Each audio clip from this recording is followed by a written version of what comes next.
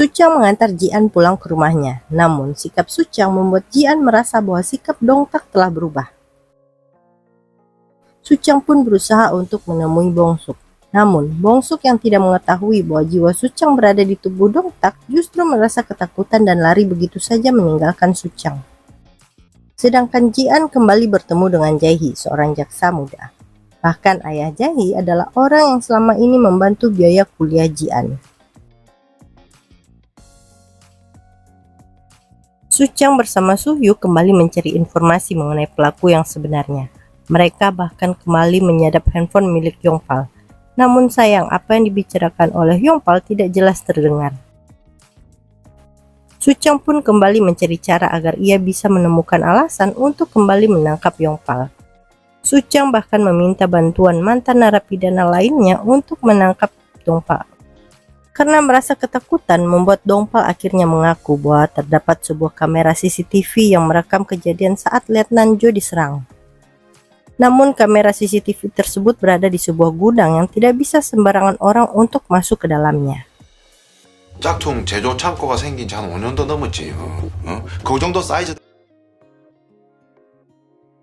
Suchang pun berusaha untuk menemui Jaehi yang ternyata jaksa yang menangani kasus Letnan Jo.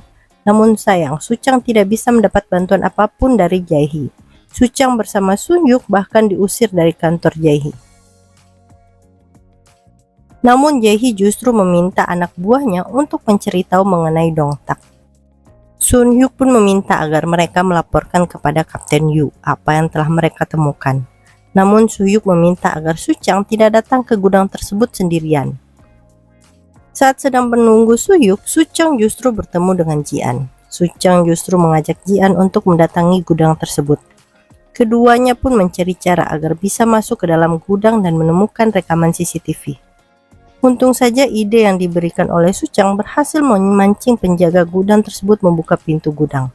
Keduanya pun berhasil masuk ke dalam gudang dan menemukan rekaman CCTV yang mereka cari.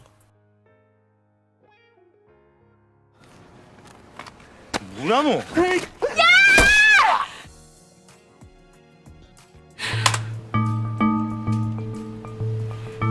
Sayangnya saat mereka akan keluar dari dalam gudang, mereka justru bertemu dengan anak buah pemilik gudang. Suchang yang tidak memiliki kemampuan bela diri justru tertangkap oleh mereka. Bahkan Suchang dipukul oleh salah seorang anak buah pemilik gudang.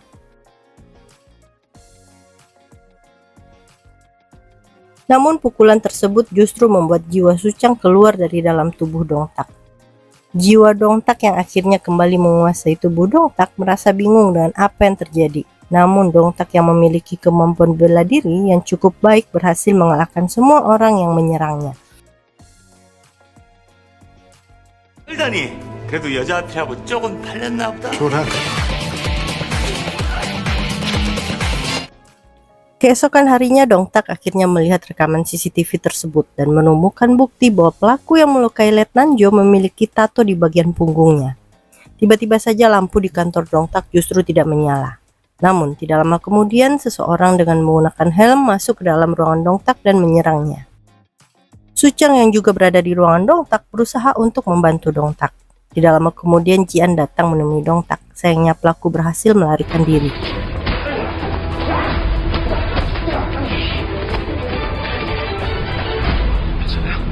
Dongtak yang sangat ingin menangkap pelaku berusaha untuk mengejar pelaku dengan menggunakan mobil.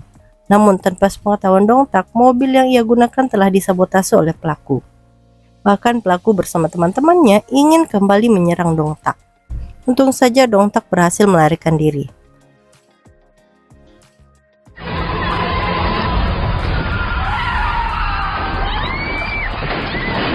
Keesokan harinya Dongtak meminta ia dan detektif lainnya mencari pria yang mengaku melihat Suchang yang menyerang Dongtak dan Letnan Jo. Namun saat akan melakukan penyelidikan, Jian justru meminta agar ia juga diizinkan untuk ikut. Namun Dongtak melarangnya. Rupanya Jian menemukan barang milik pelaku yang terjatuh saat berusaha menyerang Dongtak.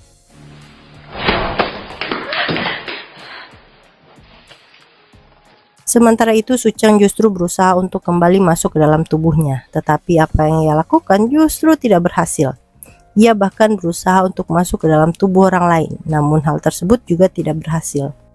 Merasa sangat bingung dengan apa yang terjadi dengan dirinya, Suchang justru bertemu dengan Bong Dali. Dali justru bisa melihat jiwa Suchang. Menurut Dali, Suchang dan Dongtak sejak awal telah memiliki takdir yang berhubungan. Dali juga mengatakan bahwa Suchang hanya punya waktu selama 49 hari untuk menemukan cara agar Suchang dan Dongtak bisa mengetahui awal mula keduanya bertemu di masa lalu.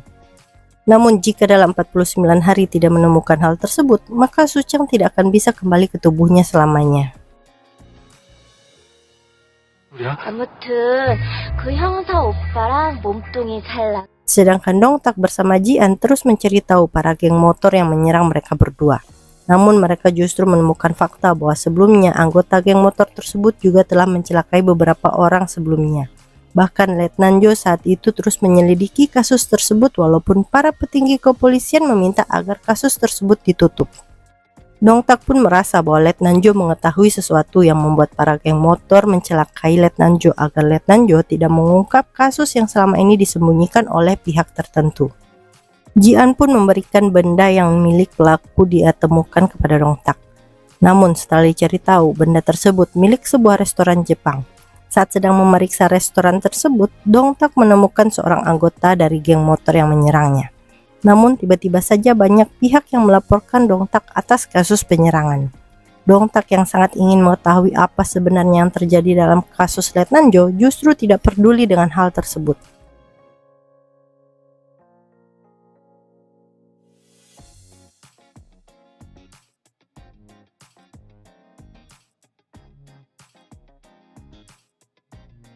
Inspektur Ma pun meminta agar tim dari Kapten Yu tidak lagi menangani kasus Letnan Jo. Mendengar hal tersebut membuat Dongtak merasa kecewa. Sementara itu, Suchang memutuskan untuk kembali masuk ke dalam tubuh Dongtak. Namun hal tersebut tidak berhasil. Rupanya Dongtak bisa mendengar suara Suchang. Awalnya Dongtak merasa ada yang salah dengan dirinya karena terus mendengar suara Suchang. Dongtak bahkan berusaha untuk meyakinkan dirinya bahwa ia tidak mendengar suara Suchang.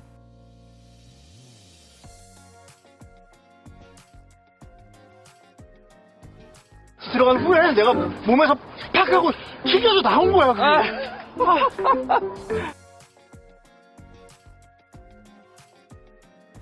Namun tiba-tiba saja Dongtak mendapat kabar bahwa geng motor yang ia cari akan berkumpul di suatu lokasi. Dongtak pun meminta bantuan dari Jae-hee. Namun Jae-hee justru menolak permintaan Dongtak.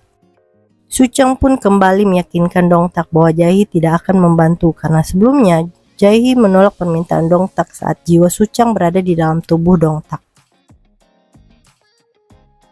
늦는다며? 그러는 거 아니야. Dongtak pun mulai mempercayai suara Suchang yang ia dengar. Bahkan Suchang menyuruh Dongtak untuk meminta bantuan kepada Dongpal. Namun Yongpal justru mengungkit apa yang telah dilakukan oleh Dongtak kepada anak buahnya. Dongtak yang sangat membutuhkan bantuan pun rela dirinya dipukuli oleh anak buah Yongpal. Hal tersebut membuat Yongpal merasa terkejut.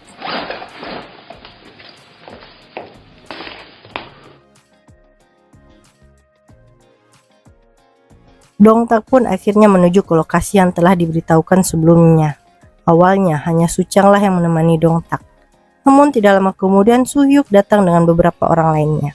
Tidak lama kemudian Yongpal juga datang membawa anak buahnya. Begitu juga dengan Kapten Yu juga datang membantu. Saat anggota geng motor lainnya berhasil ditangkap, salah seorang justru kabur. Dongtak bersama Suchang berusaha untuk mengejarnya. Rupanya pria tersebut adalah Lee Do-sik. Ia bahkan mengaku bahwa dirinya adalah pelaku. Namun menurut Suchang, Do-sik bukanlah pelaku yang sebenarnya. 안 늦은 거 맞지? 팀장님. 팀장님, 왜 이렇게 늦으셨어?